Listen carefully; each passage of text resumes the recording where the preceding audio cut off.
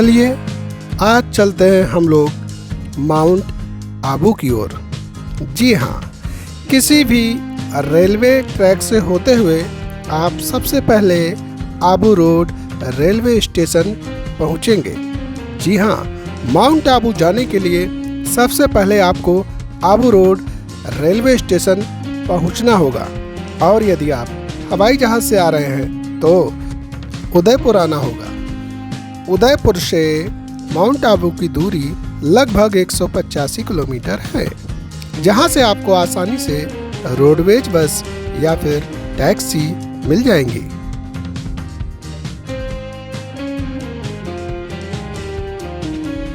Abu road जाने के लिए यदि आप रेलवे मार्ग से जा रहे हैं तो कुछ इस तरह के व्यूज़ आपको मिलेंगे। जी हाँ, ये जो सामने आपको पहाड़ियाँ दिख रही हैं, ये अरावली की पर्वत श्रृंखलाएं हैं। माउंट आबू एक ऐसा स्थल है जिसका नाम सुनते ही वहाँ जाने का मन करने लगता है। माउंट आबू राजस्थान राज्य के सिरोही जिले में स्थित है। यह भारत का सर्वाधिक प्राचीन पर्वतमाला अरावली की पहाड़ियों में स्थित एक हिल स्टेशन है, जहां पर प्राकृतिक सौंदर्य का आनंद लेने पर्यटक भारत के कोने कोने से यहां आते हैं। माउंट आबू आने के लिए सर्वप्रथम आबू रोड रेलवे स्टेशन पहुंचना होगा, जहां से माउंट आबू के लिए रोडवेज बसें व टैक्सी आसानी से मिल जाती है। स्टेशन से माउंट आबू की दूरी लगभग 25 से 30 किलोमीटर है, जहां तक पहुंचने में लगभग 1 घंटा लगता है। प्राचीन काल से ही माउंट आबू ग्रीष्मकालीन आवास स्थल व पश्चिमी भारत का प्रमुख पर्यटन केंद्र रहा है। दूर अरावली पर्वत श्रृंखलाएं स्पष्ट दृष्टिगोचर हो रही थीं। रास्तों पर चलते हुए एक नवीन सुख और शांति का अनुभव हो रहा था। और धीरे धीरे करके हम आबू रेलवे स्टेशन पहुंच गए, जहां पर सारे पर्यटक धीरे धीरे करके उतर गए। अब बारी थी स्टेशन से बाहर निकलने की। सभी यात्री अपना बैग और सामान लेकर धीरे धीरे स्टेशन से बाहर की ओर निकलते जा रहे थे और अपना एक नया सफर शुरू करने वाले थे। जी हाँ, माउंट आबू का सफर। आबू रोड रेलवे स्टेशन से काफी दूर चलते हुए हम उस बोर्ड पर आ गए, जहां पर आप लिखा हुआ आसानी से देख सकते थे आबू रोड, जो कि हमें दूर से ही दिखने लगा था। और आप भी इस बोर्ड को देख सकते हैं जिस पर लिखा हुआ है आबू रोड। और यही वो रेलवे स्टेशन है जहां से आपको सीधे माउंट आबू के लिए जाना होगा। स्टेशन से धीरे धीरे जब आप बाहर आएंगे तो फिर आपको यहाँ से कई सारी बसें और टैक्सी भी मिलेंगी।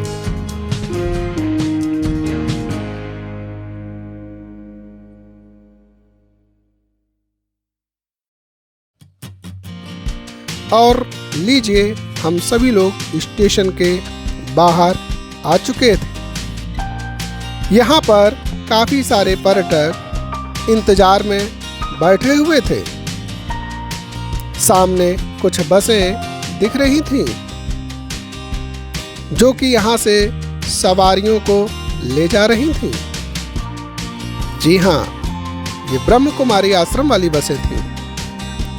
इससे कुछ ही दूरी पर बस स्टॉप बना हुआ है, जहां से रोडवेज बसें माउंट आबू के लिए आसानी से मिल जाती हैं।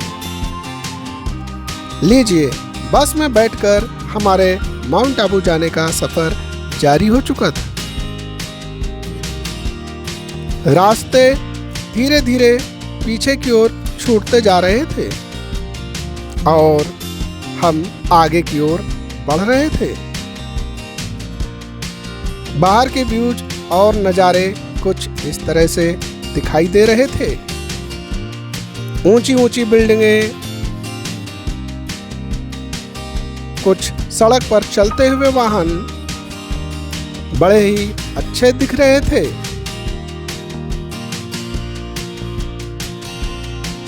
दूर पर्वतमालाएं साफ साफ दिखाई दे रही थीं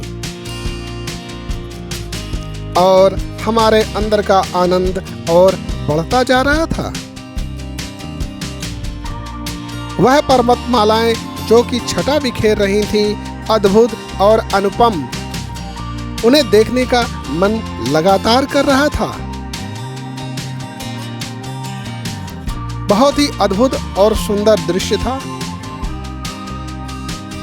आप भी इसका पूरा आनंद ले सकते हैं।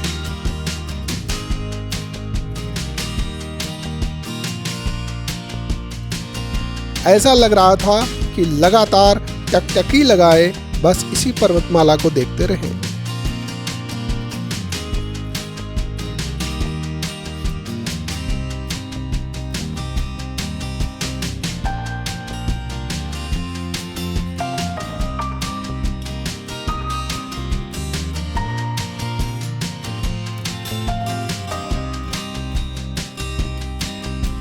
अद्भुत आनंद की अनुभूति मन में हो रही थी।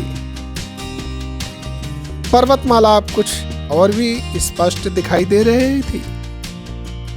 ऐसा लग रहा था मानो हमारे स्वागत के लिए वो पलके बिछाए खड़ी हो।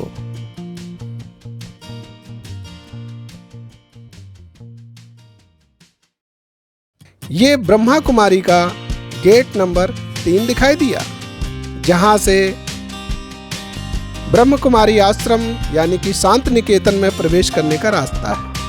और ये शांति निकेतन आश्रम के किनारे किनारे बहुत ही सुंदर वृक्षारोपण है। ये गेट नंबर 2 बना हुआ था।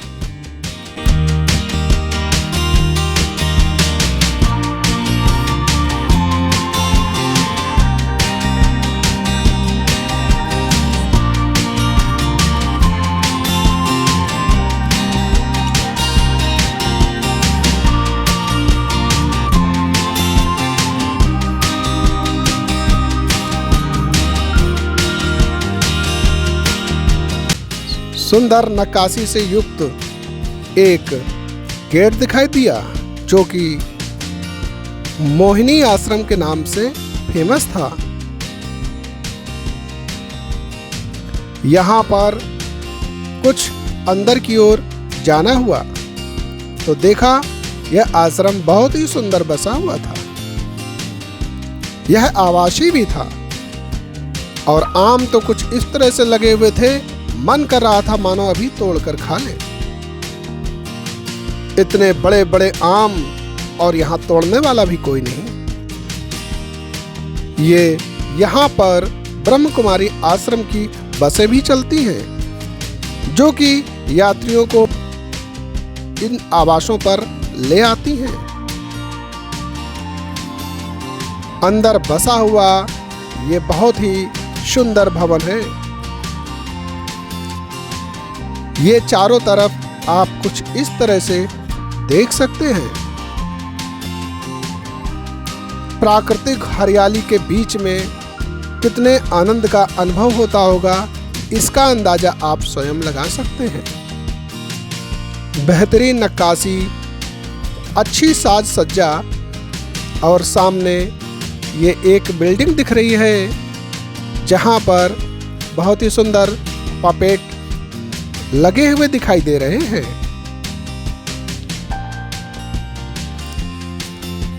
ऐसा लगता है मानो नजर हटाएं ही ना यहां से। और इसका नाम है त्रिलोक। यह भी आवासीय है।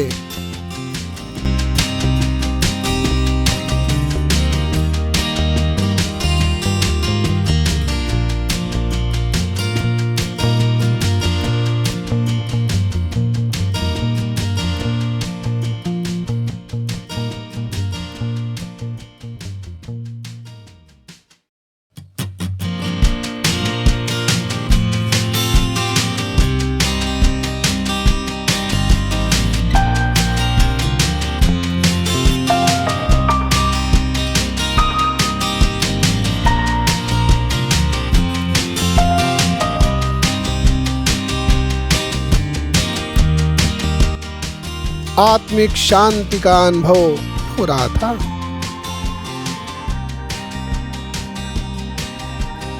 यहाँ पर एक बोर्ड भी लगा हुआ था जो ये इंडिकेट कर रहा था कि आपको कहाँ जाना है।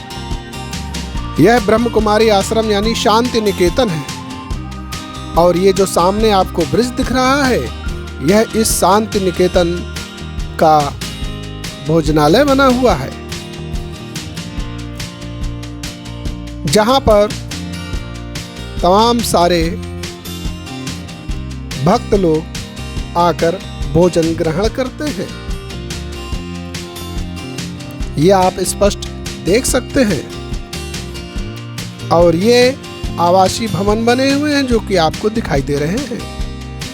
ठीक सामने डायमंड हॉल बना हुआ है, जहां पर लगातार ईश्वर के प्रवचन चलते रहते हैं।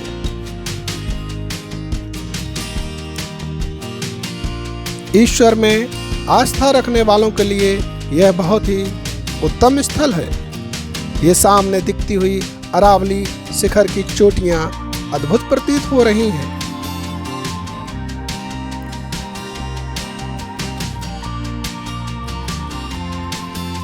हरियाली के बीच बसा हुआ ये शांति निकेतन बहुत ही अद्भुत और सुंदर है।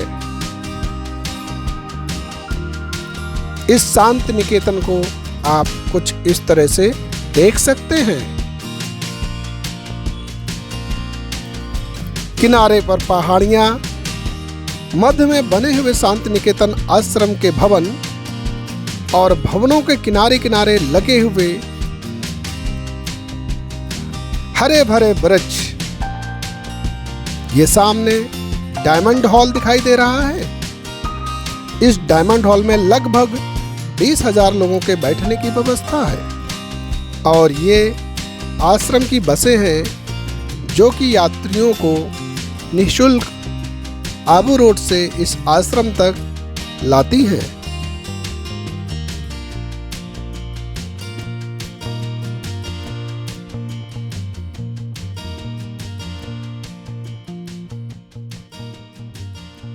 संध्या होते ही हम निकल पड़े शांति निकेतन के अंदर स्थित पार्क को देखने के लिए।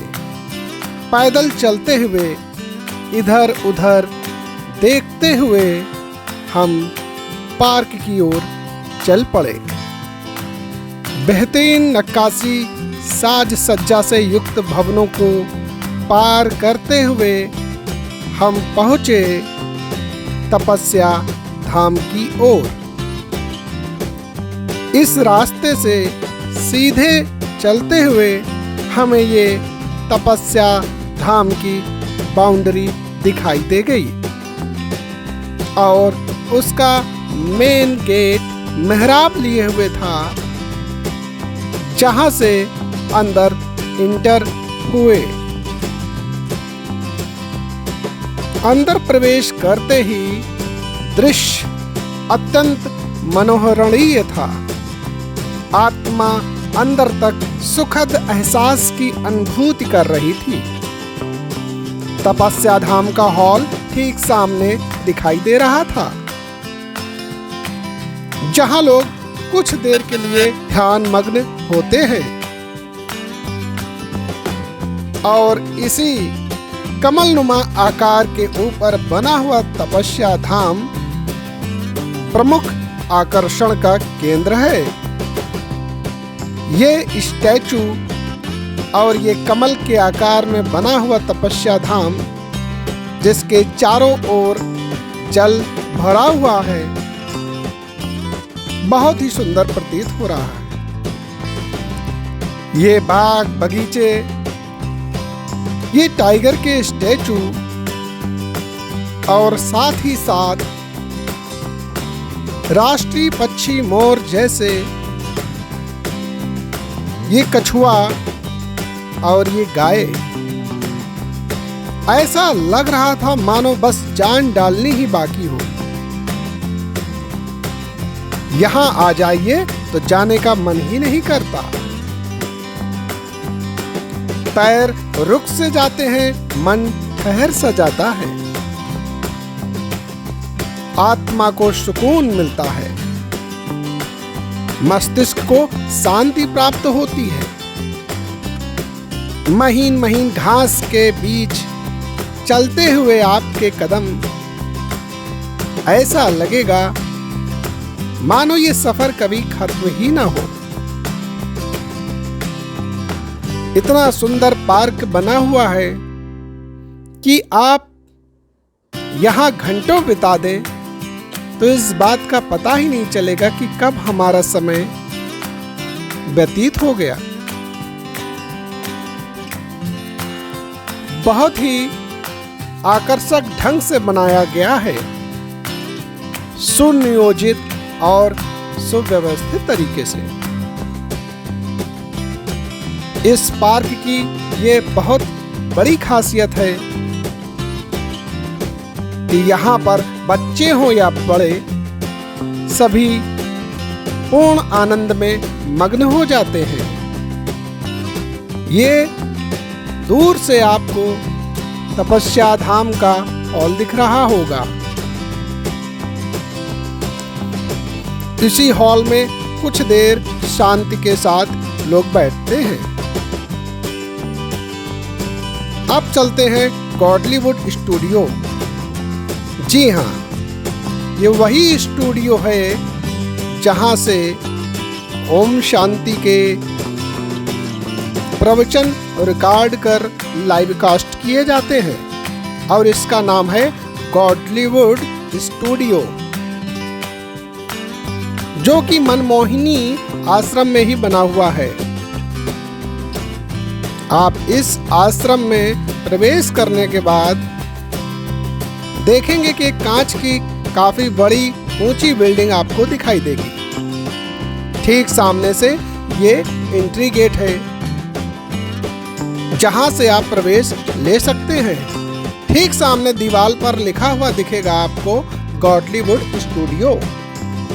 ये अंदर स्टूडियो का दृश्य है जहां पर बैठकर शूटिंग की जाती है और ये छत पर लगे हुए कैमरे। इसके बाद चले हम लोग सोलार की ओर, जहां पर वीडियो गैलरी बनी हुई थी। उसी गैलरी में प्रवेश करते हुए हम आगे की ओर बढ़ते गए और ठीक उसी हॉल के पास पहुंच गए जहां पर एक वीडियो चलाया जाता है। सोलार ये वो जगह है जहां पर सबसे पहले सोलर सिस्टम लागू किया गया था। और ये देखिए पुराने डिजाइन का प्राचीन काल का सोलर सिस्टम।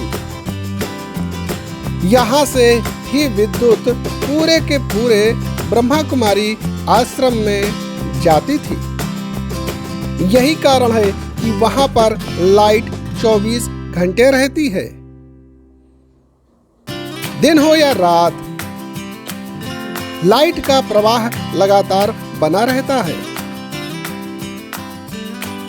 ड्रैगन फ्रूट की भी यहाँ खेती देखने को मिली और पहली बार देखा हमने ड्रैगन फ्रूट का प्लांट, जो कि इस तरह से होता है, कुछ कैक्टस के आकार का दिखाई देता है, नागफनी जैसा, और ऊपर की तरफ चढ़ता हुआ, और ये खंभों के सहारे ऊपर चले जाते हैं। अब बढ़े हम लोग आनंद सरोवर की ओर और पहुंच गए आनंद सरोवर।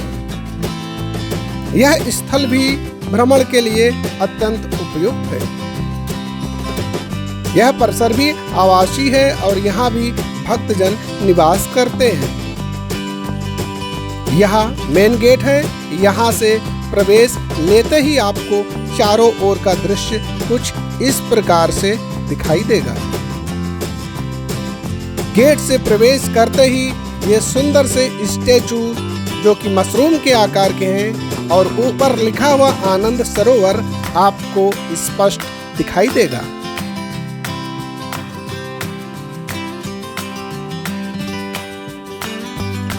बहुत ही सुंदर पहाड़ियां दिखाई दे रही हैं।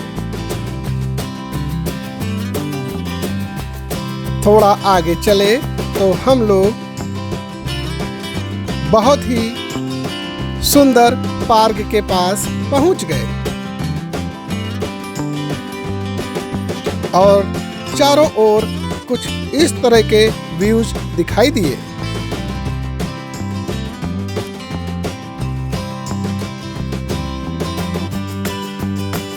परिसर काफी बड़ा बना हुआ था और ये एक डॉल दिखी जिसके ऊपर कुछ लताएं चढ़ी हुई थी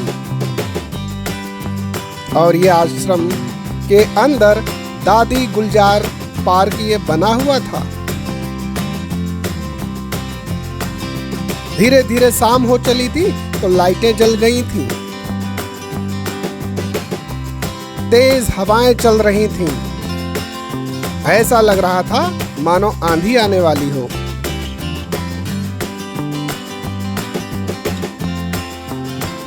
लाइट जलने के बाद का दृश्य बिल्कुल अद्भुत और अद्वितीय अनुपम था। ये स्टैचू के आकार में बने हुए गमले बहुत ही शोभनीय प्रतीत हो रहे थे। क्या कारीगरी, क्या नक्काशी थी। सुनियोजित ढंग से लगाए गए वृक्ष पौधे बहुत ही सुखद अनुभूति दे रहे थे। ये पार्क का गेट था जिससे इंटर होते हुए हम लोग अंदर प्रवेश किए। प्रवेश द्वार से एंट्री की कुछ अंधेरा हो चुका था, फिर भी लाइट की रोशनी में काफी कुछ साफ साफ दिख रहा था। पार्क को बहुत ही सुंदर ढंग से सजाया गया था।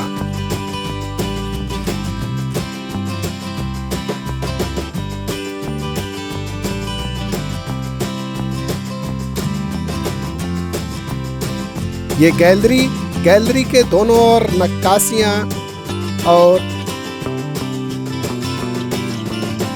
और बीच बीच में बने हुए स्टैचू किसी का भी ध्यान आकर्षित कर सकते थे।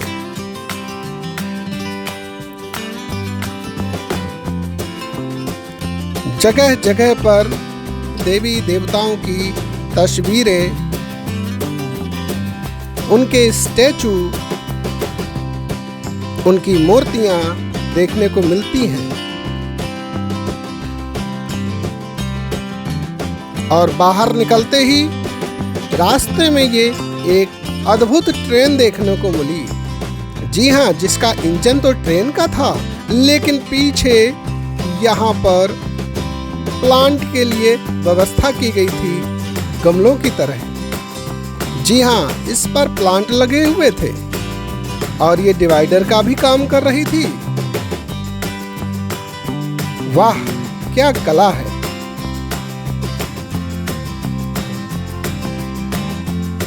ऐसे सुंदर पार्क का आनंद लेते हुए हम लोग वापस चल दिए।